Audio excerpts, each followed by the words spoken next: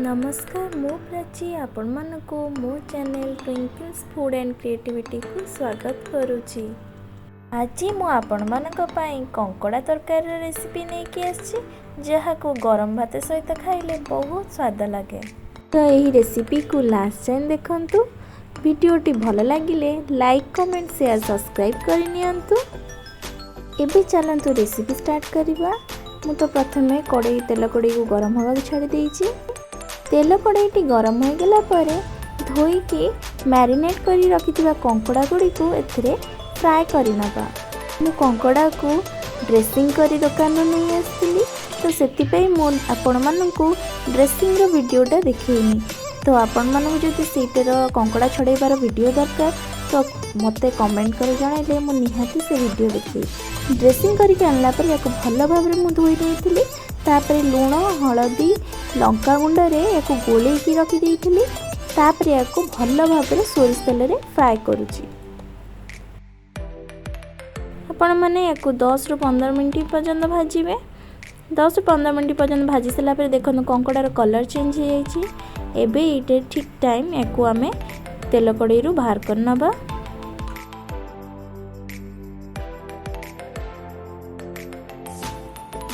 एबे आमे आलू को भाजीबा। कहिथिली जे आइंस तरकारी रे आलू भाजी कि नेले ता टेस्ट भल लागे। से माछ रे हो चिंगुड़ रे हो कि कंकड़ा रे हो।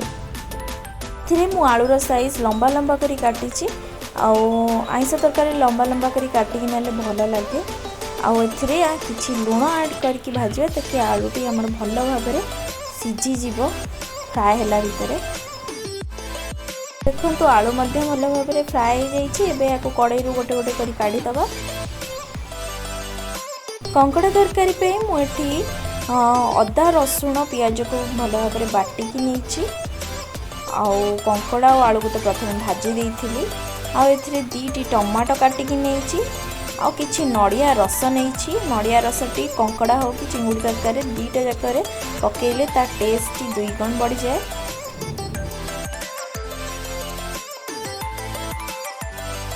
से सेम कड़ाई रे आमे किछि सोरिष तेल ऐड करनबा।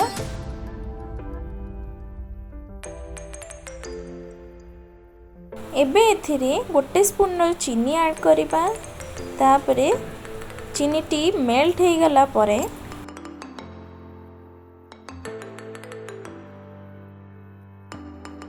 एबे सेथिरे किछि गोटा जीरा ऐड करनबा।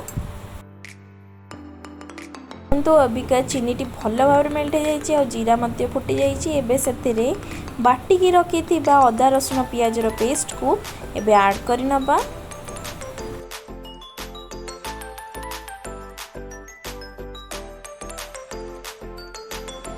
एबे मसलाटी को भल भाव रे गोळै नबा। एबे एथिरे 1 स्पून पाखापाखि हळदी पकेइबा।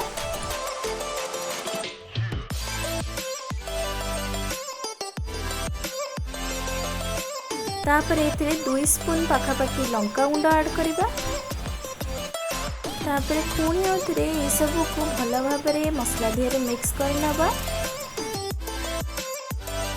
मसलाटी को भल भाव रे मिक्स करिया को किछि समय 2 रु 3 मिनिट पय याको सेमती खोला रे कसी नबा टिके।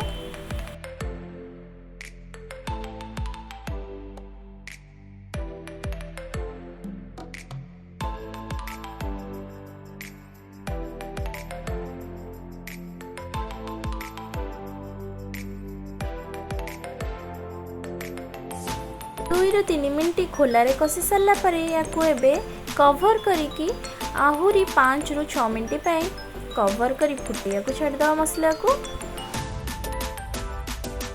5 रु 6 मिनिट पर देखंतु धीरे धीरे मसला रो तेल अलग हवा को लागिलानी। तापरे पुणी अथरे खोलारे याको आउरी टिके कषिबा। एबे मसला रो अदा रसुण रो कंचा अंशर स्मेल पड़े जाइए। एबे काटिकी रखिथिबा टमाटो गुड़ी को एथिरे ऐड करके याको भल भाव रे गोळै नबा।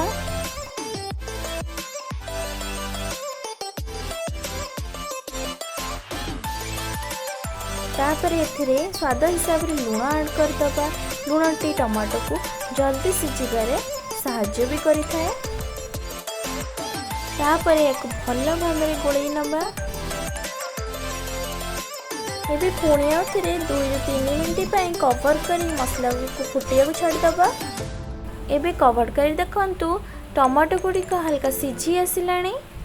तो एक आउ थे चामच साहाय्य कषि नबा भल भाव। तो एथिरे मु किछि अल्प पानी ऐड कर देइथिली। तापर एथिरे जीरा धनिया गुंड ऐड करूची। तापर एथिरे किछि मीट मसला गुंड ऐड करूची। सब मसला को ऐड कर सला पर एक भल भाव गोलई नबा।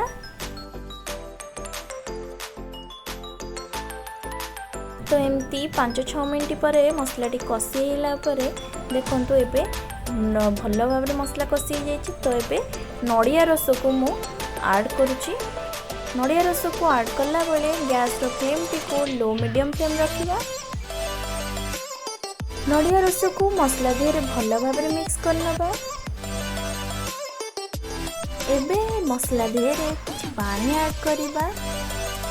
पानीटी कंकड़ा को देखिए ऐड करवा। आउ झोल आपण पतला चाहते ना टिके मोटा चाहते तो सही हिसाब रे भी पानी ऐड करेंगे। मते कंकड़ा झोल रे ना बेसी मोटा दरकार ना बेसी पतला दरकार। झोल मीडियम थिकनेस रहिबा दरकार। तो सही हिसाब रे मु 2 कप एटी पानी यूज करछि। एबे मसला रे पानी ऐड करी गोलई सरला परे एथिरे भाजी की रखिथिबा आलू गुड़ी को ऐड कर नबा। सेई आलू गुड़ी को से मसला देरे एथिपे मु ऐड करली केना तरकारीटा फुटिवा सहित आलू भी सिझी जीव टिके हल्का। तो याको आमे एमती 6 ରୁ 8 मिनिट पई फुटिया को छाड़ दबा कवर करके। एबे कवर काढ़ी देखंतु तरकारी भल भाव फुटी जाइए। आलू मध्य सिझी जाइए। तो एबे एथिरे भाजी की रखिथिबा कंकड़ा सब को ऐड कर नबा।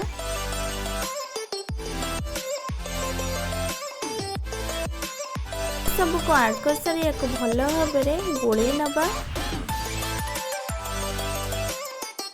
कंकड़ा को एथिरे ऐड करी बेसी समय सिझेबानी कवर करके हार्डली 2 ରୁ 3 मिनिट फुटेबा।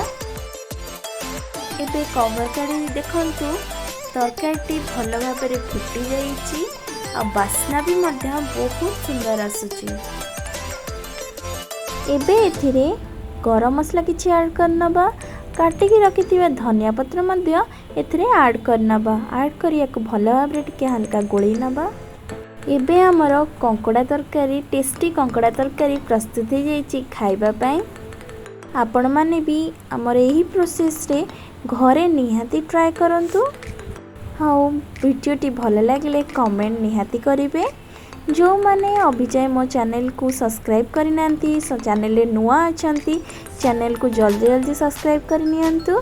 आगो को एमती नुआ नुआ इंटरेस्टिंग रेसिपी रो वीडियो पाया पे साइड रे थिबा बेल आइकन को मध्य क्लिक कर नियंतु। रहूची देखा आउ गोटे नुआ इंटरेस्टिंग वीडियो रे। Thank you.